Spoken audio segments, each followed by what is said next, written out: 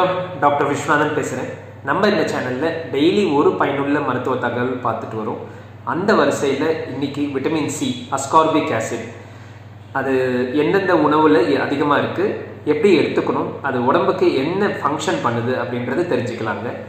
Vitamin சின்றது நம்ம உடம்புல பார்த்தீங்கன்னா ஸ்கின் நல்லா இருக்கணும்னா விட்டமின் சி நல்லா இருக்கணுங்க.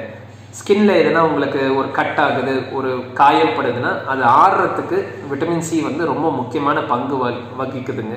ஸோ விட்டமின் சி குறைபாடு இருந்துச்சுன்னா collagen அந்தளவுக்கு ப்ரொடியூஷன் ஆகாதுங்க. ஸோ wound ஹீலிங் டிஸ்டர்ப் ஆகும். ஆன்டிஆக்சிடென்ட்டுங்க இது. ஸோ நிறைய நம்ம உடம்புல எதிர்ப்பு சக்தி நல்லா இருக்கிறதுக்கு விட்டமின் சி தேவைப்படுதுங்க. அதே மாதிரி பார்த்தீங்கன்னா neurotransmitters, அதாவது நரம்புகள் ஒன்றோட ஒன்று பேசிக்கிறதுக்கு சில கெமிக்கல்ஸ் தேவைப்படும். அதோட உற்பத்திக்கு விட்டமின் சி தேவைப்படுதுங்க. விட்டமின் சி நிறைய உணவுகளில் இருக்குது. பொட்டேட்டோஸில் இருக்குது, காய்கறிகளில் நிறைய விட்டமின் சி இருக்குது. பட் ப்ராப்ளம் என்னென்னா, நம்ம குக் பண்ணும்போது விட்டமின் சி அழிஞ்சிருதுங்க. ஸோ ஆவரேஜாக ஒரு இந்தியன் பார்த்தீங்கன்னா எல்லா உணவுமே நம்ம ஹீட்டில் போட்டு குக் பண்ணி தாங்க சாப்பிட்றோம். ஸோ காய்கறிகள், ஃபார் எக்ஸாம்பிள் டொமேட்டோஸில் அதிகபட்சமான விட்டமின் சி இருக்குது. பட் ஆனால் குக் பண்ணும்போது அந்த விட்டமின் சி டெஸ்ட்ராய் ஆகிடுதுங்க. ஸோ அதனால் ஃப்ரூட்ஸில் விட்டமின் சி எடுக்கிறதாங்க ரொம்ப நல்லது. அதுதான் only source. So grapefruit, உங்களுக்கே தெரியும், ஆரஞ்சு, புளிப்பு சம்மந்தமான எந்த உணவுலேயும் விட்டமின் சி அதிகமாக இருக்குது. ஸோ எந்தெந்த பழங்கள் கொஞ்சம் புளிக்குதோ அதெல்லாம் விட்டமின் சிக்கு ரொம்ப ஹெல்ப்ஃபுல்லாக இருக்கும். கிரேப்ஸ், ஆரஞ்சு, இந்த மாதிரி உணவுகளில் விட்டமின் சி அதிகமாக இருக்குங்க. விட்டமின் சி சப்ளிமெண்ட்ஸ், அதாவது சில பேர்லாம் விட்டமின் சி நம்ம ஓரல் இன்டேக்காக எடுத்துப்பாங்க. கோல்டு பிடிக்கக்கூடாது, வைரஸ் அட்டாக் ஆகக்கூடாது அப்படின்னு நினைப்பாங்க. அதெல்லாம் நல்லது கிடையாது. ஆக்சுவலி அதெல்லாம் ஹெல்ப்ஃபுல்லும் கிடையாது.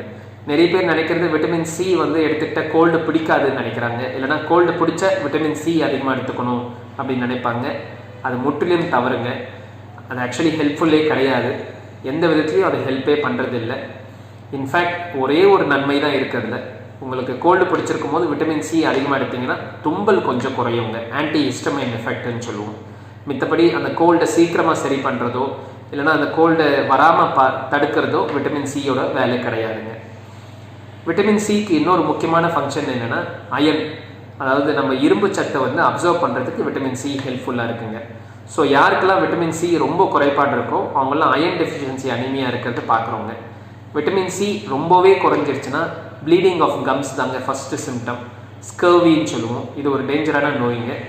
அந்த சிம்டம்ஸ் பார்த்துக்கலாம் நீங்கள். ஸ்கர்வி சிம்டம்ஸ்ன்றது நெட்டில் பார்த்தீங்கன்னா உங்களுக்கு தெரியும். ஸோ அந்த மாதிரி சிம்டம்ஸ் எதுனா இருந்ததுன்னா உடனே விட்டமின் சி இன்டேக் அதிகப்படுத்தணுங்க. நன்றி, வணக்கம். நான் டாக்டர் விஸ்வநாதன் பேசுகிறேன். நம்ம இந்த சேனலில் டெய்லி ஒரு பயனுள்ள மருத்துவ தகவல் பார்த்துட்டு வரோம். இந்த தகவல் உங்களுக்கு பிடிச்சிருந்தா சப்ஸ்கிரைப் பண்ணுங்கள், ஷேர் பண்ணுங்கள்.